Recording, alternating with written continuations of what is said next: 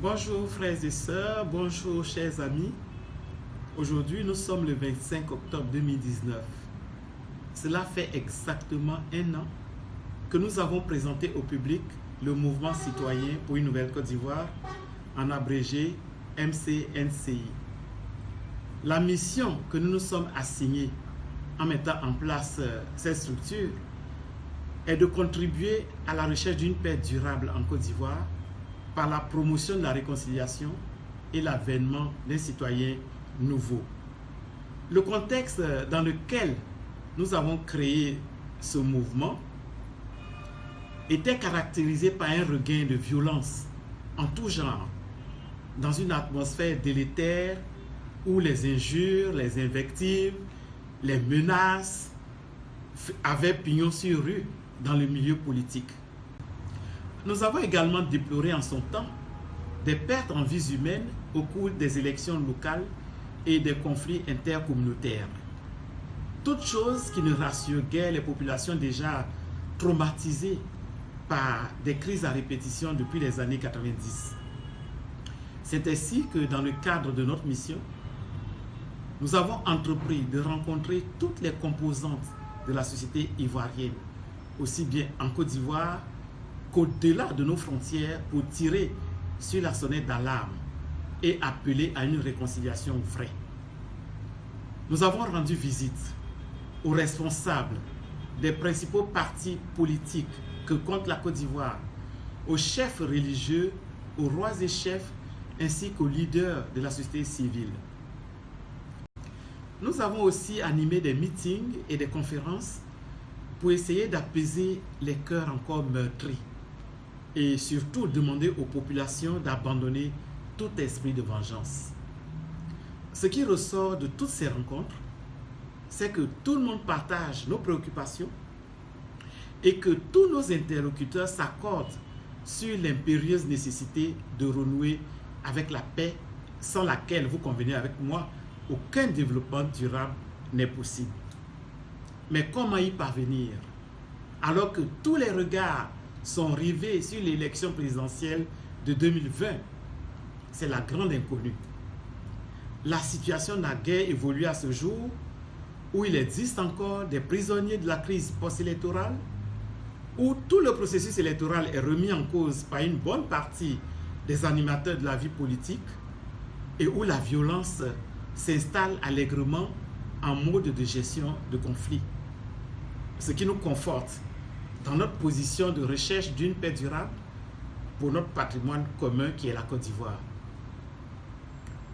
Pour le MCNCI, la clé de la cohésion sociale se trouve entre les mains des gouvernants qui doivent tout mettre en œuvre pour créer les conditions favorables à la réconciliation nationale. Il y va de l'intérêt, bien sûr, de la Côte d'Ivoire et de son peuple.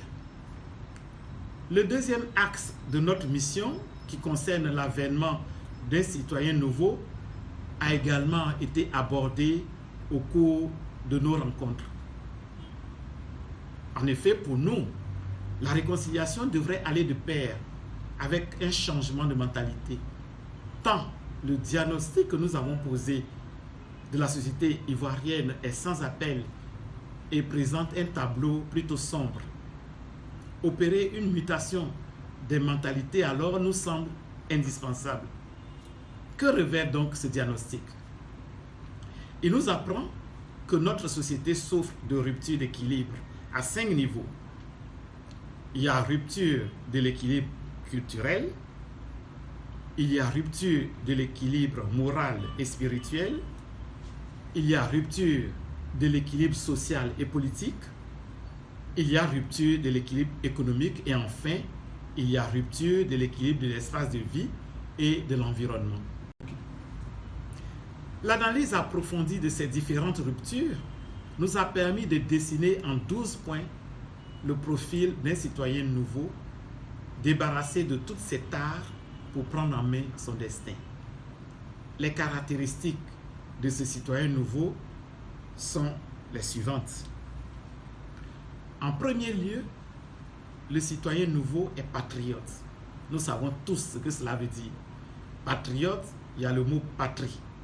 c'est quelqu'un qui aime son pays, qui est prêt à le défendre bec et ongle. Le deuxième point, le citoyen nouveau a un sens élevé de l'État. C'est-à-dire qu'il prend en compte le bien commun, l'État qui appartient à tous les citoyens et non à un clan. En 3, le citoyen nouveau adhère au principe démocratique universel. Il n'y a pas de démocratie à l'ivoirienne, il n'y a pas de démocratie à l'africaine, il y a la démocratie, un point, un trait. Et en démocratie, on respecte l'opinion de l'autre. On tient compte de toutes les entités, de tous les partis politiques, de toutes les organisations, même si elles sont petites. On tient compte de l'opinion nationale. Et en démocratie, c'est un homme, une voix.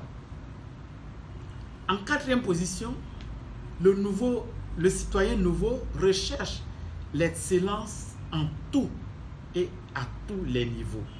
C'est-à-dire que si vous êtes un balayeur, vous devez être le meilleur balayeur de l'endroit où vous êtes engagé. Si vous êtes un directeur, vous devez être le meilleur directeur qui soit. En 5e point, le citoyen nouveau cultive les valeurs éthiques, morales et spirituelles. Si nous n'avons pas ces valeurs-là, ça veut dire que nous n'avons pas de racines, nous n'avons aucune base, nous n'avons pas de repères et nous voyons un peu comment notre vie, notre société se dégrade parce que nous avons tendance à mettre de côté ces valeurs. En 6e point, le citoyen nouveau est un homme de culture.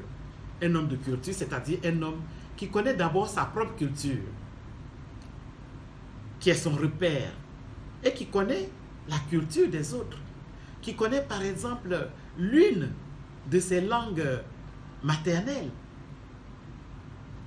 par laquelle il véhicule des messages. Parce que la langue est un moyen de véhiculer des messages. Et la langue unit un peuple. En 7e position, le citoyen nouveau est soucieux de la protection de l'environnement et de son cadre de vie. Si nous ne respectons pas notre cadre de vie, c'est-à-dire que nous avons la porte ouverte à toutes les maladies et à toutes les catastrophes si nous ne respectons pas l'environnement. Nous venons de voir ce qui s'est passé tout dernièrement, la semaine dernière, avec des villages qui sont noyés sous l'eau un peu partout. Je prends le cas d'Alépé, de Bassam, d'Aboisseau. C'est une catastrophe environnementale. Donc c'est pour dire que la question environnementale est très importante. En 8e position, le citoyen nouveau gère le temps, qui est une denrée rare, avec art et talent. Le temps, les Américains disent « time is money ». Le temps, c'est de l'argent. Le temps, il faut le gérer. Il ne faut pas gaspiller le temps. Sinon, à la fin de la journée, ou bien à la fin de sa vie, on peut se demander « qu'est-ce que j'ai fait de mon temps ?» Qu'est-ce que j'ai fait de mon temps? Or, nous faisons beaucoup de gaspillage de notre temps. Donc, pour nous, gérer le temps, c'est une façon de gagner de l'argent, comme disent les Américains. En 9e position, le citoyen nouveau pratique la mystique du travail. Pour nous, le MCNCI, le travail devrait être érigé comme une religion. Le travail doit être une deuxième religion. C'est le travail qui libère. C'est le travail qui anoblit. Sans travail, on n'a pas les moyens de subvenir à ses besoins. Il faut travailler, mais non seulement il faut travailler, mais il faut bien travailler. Le citoyen nouveau est créateur de richesse, c'est le 10e point, parce que le citoyen nouveau va épargner et le citoyen nouveau va investir dans l'économie de son pays. C'est comme cela qu'il va devenir un créateur de richesse. En 11e position, le citoyen nouveau franchit le fossé numérique, il sait communiquer et s'ouvre au monde entier. Nous savons que l'économie numérique est l'avenir du monde. Aujourd'hui, tout se fait par le numérique. Alors, nous pensons que l'Ivoirien nouveau, le citoyen nouveau, doit absolument s'investir dans ce domaine-là. Et puis enfin, le citoyen nouveau est une semence d'espérance parce que nous sommes optimistes. Nous avons foi en la Côte d'Ivoire. Nous avons foi en l'Ivoirien. Nous savons que l'Ivoirien est prêt pour prendre son destin en main. Alors nous sommes convaincus qu'en nous remettant en cause par le changement de nos comportements, par le changement de nos habitudes, nous réussirons la réconciliation beaucoup plus facilement. C'est dans cette optique que nous proposons la mise en place d'un cadre de concertation nationale qui nous permettrait de régler de façon consensuelle et sereine, avant l'échéance d'octobre 2020, toutes nos contradictions. D'où le slogan « Élection d'accord, mais réconciliation d'abord ». C'est le lieu ici de remercier tout un chacun, de remercier tous les membres du MCNCI pour le travail qui a été abattu, remercier tous nos interlocuteurs et surtout dire notre reconnaissance pour votre constante sollicitude. Que Dieu bénisse la Côte d'Ivoire, que Dieu bénisse le peuple ivoirien. Peace and love.